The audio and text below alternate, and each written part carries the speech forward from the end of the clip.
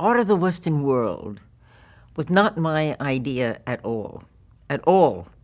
As a matter of fact, uh, there's a marvelous woman, Mara Mayer. She was the head of the Annenberg CPB Foundation. She got in touch with me and she said, Perry, what we really need is a history of Western art. I had no ambitions to do anything like this. I was really kind of overwhelmed. And she said, well, go and think about it.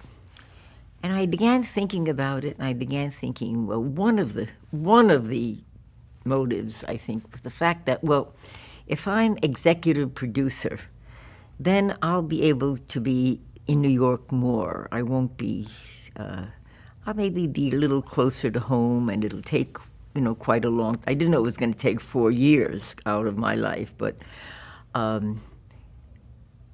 also I began being intrigued. You know what happens? You get the challenge. The challenge begins to attract you. So I did the proposal, and I had to learn about, the history of Western art from Greece to tomorrow. And my concept was to do divide it into half-hour films, which were for schools and colleges, universities, much more manageable.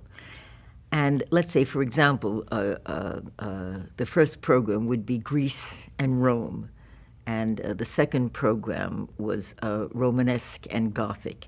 The third, and they were divided into two related sections, but that were independent, and the idea was not to try to do, the whole thing. You couldn't possibly, but to concentrate for each film on one, in some cases, two major works of art that really and common symbolized the period of what was the most, let's say, the most significant works of the period, and to find people on camera who were really passionate about the subject.